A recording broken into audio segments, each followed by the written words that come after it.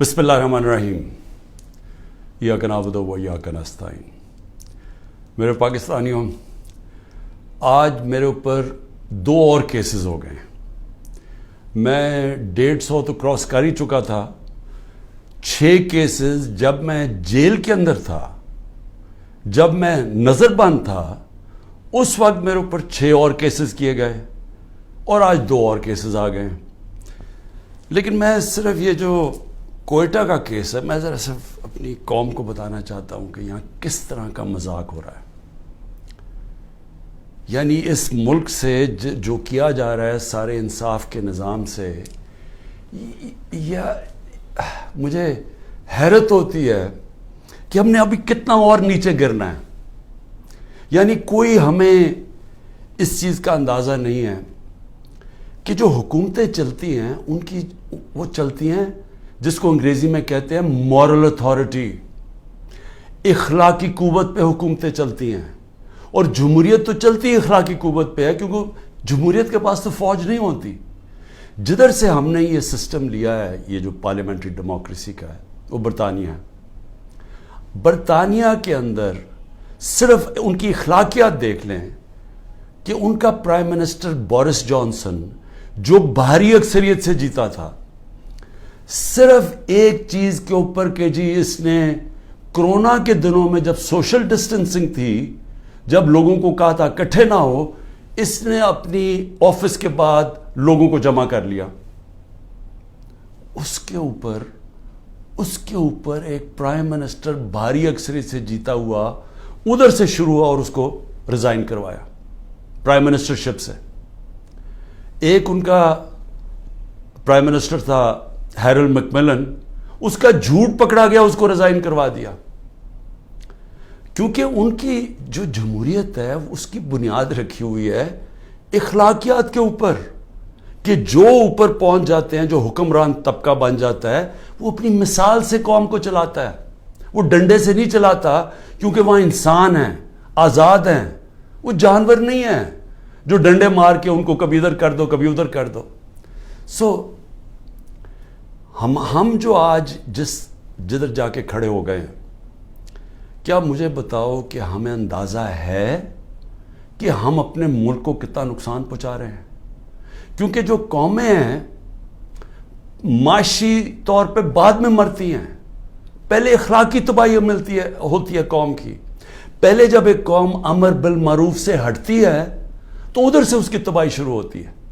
اور جب ان کی بنیاد رکھی جاتی ہے عظیم قوموں کی، تو وہ مدینہ کی ریاست پہ 2 چیزوں پہ رکھی گئی تھی: عدل اور انصاف، اور انسانیت، اور انسانیت کے ساتھ امر بالمعروف، سچ کے ساتھ، حق کے ساتھ کھڑے ہو، بدی کے خلاف ہو۔ موریلٹی کے اوپر، اخلاقیات کے اوپر قوم کی بنیاد رکھی گئی تھی۔ اور وہ اس لیے میں آپ کو لوگوں کو یاد کراتا ہوں کہ میں بار بار آپ کو یاد کراتا ہوں، وہ دنیا کی تاریخ کا سب سے بڑا انقلاب تھا۔ ہوا ہی نہیں ہے دنیا میں ایسے کہ جن لوگوں کی حیثیت ہی نہ ہو، وہ 2 سپر پاورز کو 15 سال کے اندر 2 سپر پاورز، ہجرت کے بعد 622 جب ہجرت کی میرے نبی صلی اللہ علیہ وسلم نے، اس کے بعد 636 اور 27 میں 2 سپر پاورز ان کے سامنے گھٹنے ٹیک گئی۔ تو کوئی انقلاب کس چیز پہ آیا تھا؟ فکری انقلاب تھا، وہ ہتھیاروں سے نہیں آیا تھا، لوگ بدل گئے تھے۔ اور آج ہم ذرا صرف دیکھ لیں کہ وہ ملک، واحد ملک دنیا میں اسلام کے نام پہ بنا تھا، پاکستان۔ کوئی اور ملک اسلام کے نام پہ نہیں بنا۔ ہماری بنیاد ہی رکھی گئی تھی اسلام پہ، اور ہمارے جو فاؤنڈنگ فادرز تھے انہوں نے ہماری جو قرارداد مقاصد کے اندر انہوں نے کہا تھا کہ ہم ہوں گے اسلامی فلاحی ریاست جو کہ مدینہ کے طرز پہ چلے گی۔ اب میں ادھر سے جدھر ہم پہنچ گئے ہیں، 10,000 لوگوں کو پکڑا ہوا ہے تحریک انصاف کے، بری طرح ان کو رکھا گیا ہے۔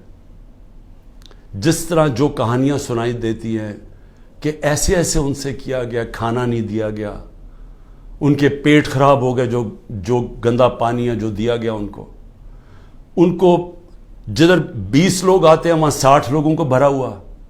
جس چکی کے اندر ایک آدمی جاتا ہے اور وہ چکی کے اندر, وہ چکی جو ڈیتھ سیل جسے کہتے ہیں, ادھر 6 لوگوں کو گھسایا ہوا ہے انہوں نے. تو ایک سیاسی کارکنوں کے اوپر جو ظلم ہو رہا ہے, یعنی یہ کبھی پاکستان میں ایسے ہوا ہے؟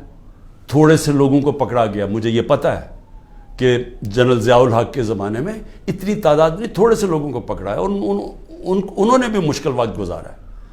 لیکن 10,000 لوگوں کو پکڑ لینا اور ہر روز ان کے گھروں میں گھس جانا جو کہ چھپے ہوئے ہیں, ان کے گھر توڑ دینا, ان کے رشتہ داروں کو اٹھا کے لے جانا, جس کو میں پھر سے کلیکٹو پنشمنٹ کہتے ہیں. یہ صرف آج اسرائیل کرتا ہے فلسطینیوں سے اور مقبوضہ کشمیر میں کیا جاتا ہے کشمیریوں سے, لیکن اپنے لوگوں سے کوئی دنیا کا ملک یہ نہیں کرتا. ہاں, پرانے زمانے میں ہٹلر نے کیا تھا اپنے لوگوں سے, جس کو کلیکٹو پنشمنٹ, کہ اگر آپ کا جس کے پیچھے گئے وہ نہ ملے تو کسی خاندان میں سے بھی لوگوں کو پکڑ لو. اور یہ پھر اسٹالن کی جو سوویت یونین تھی وہ بھی بڑا ایک خوفناک قسم کا دور تھا, ادھر ہوتا تھا. لیکن یہ کسی مہذب معاشرے میں آج نہیں ہوتا جو آج کیا جا رہا ہے.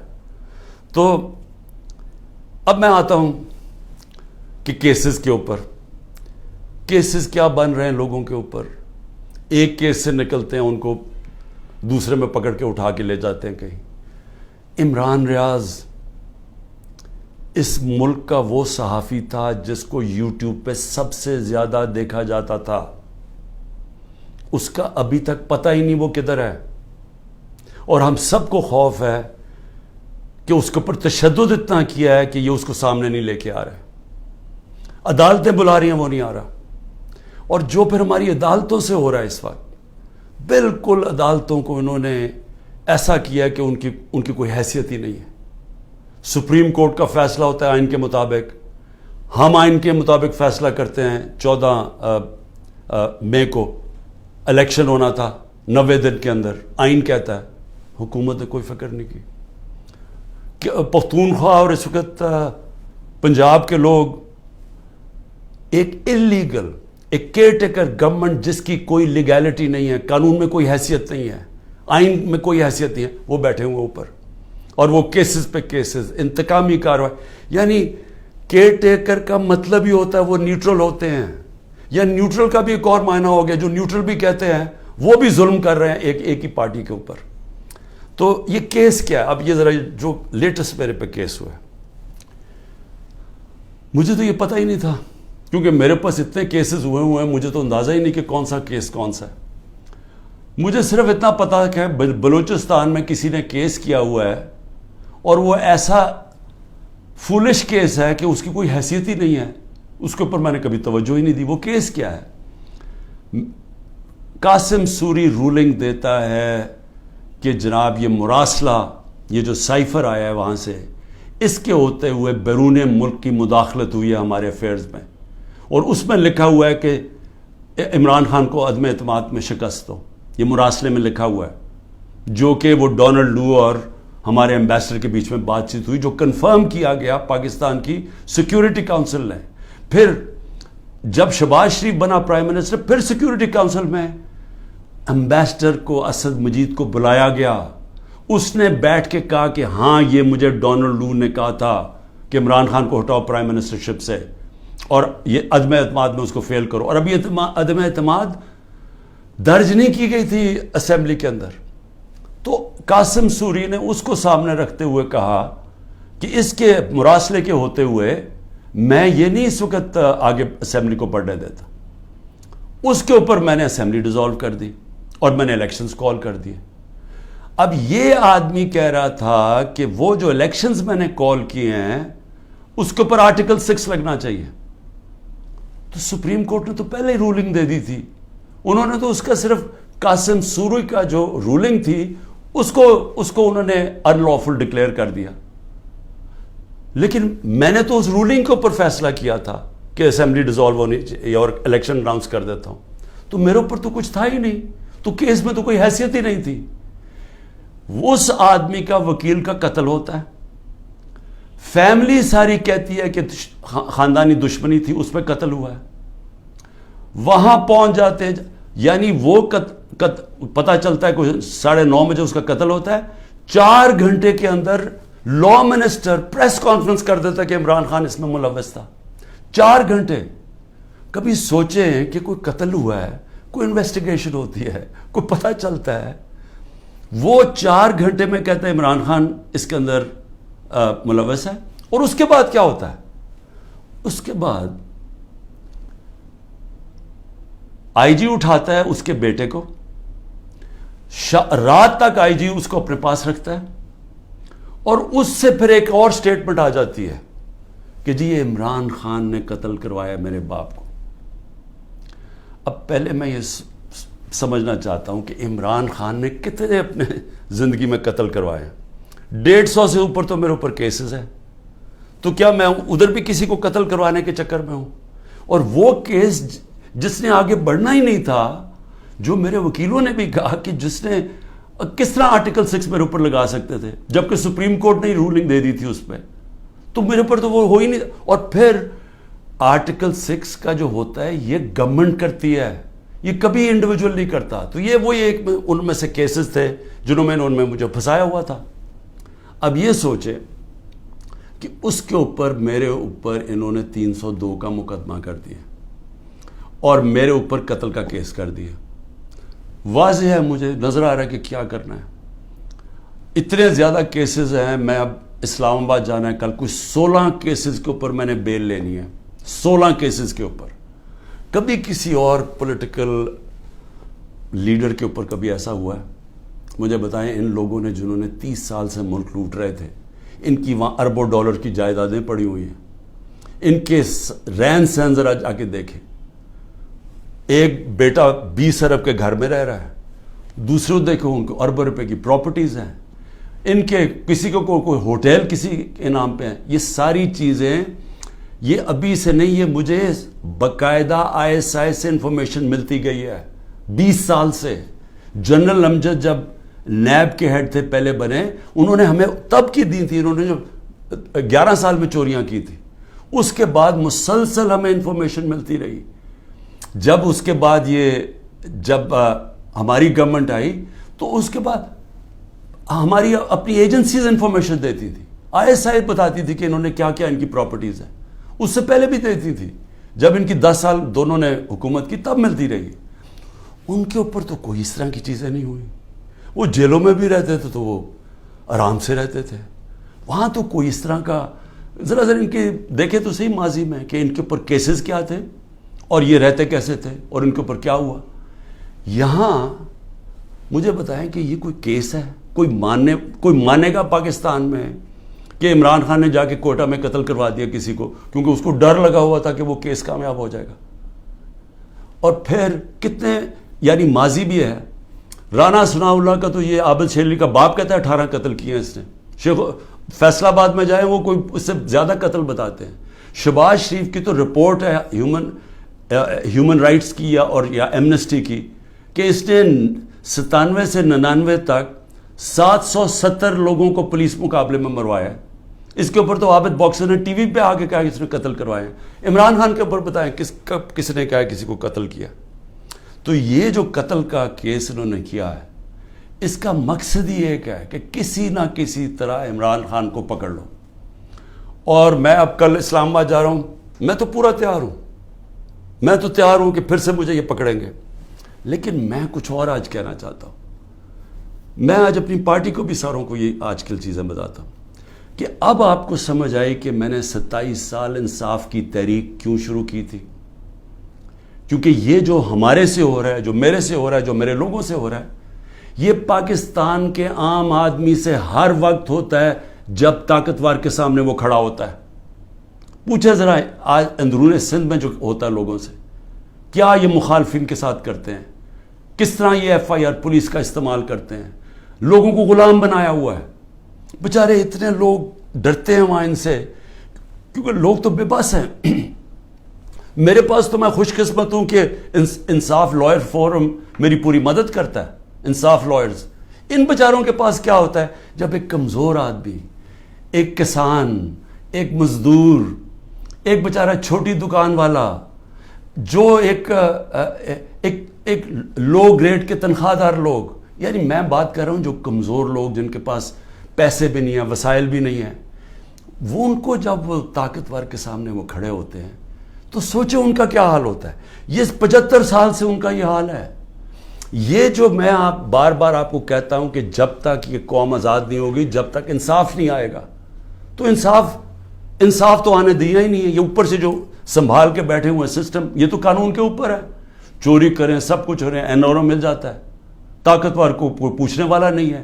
مجھے گولیاں لگتی ہیں، میں اپنی FIR نہیں کٹوا سکتا کیونکہ دوسرا اتنا طاقتور تھا.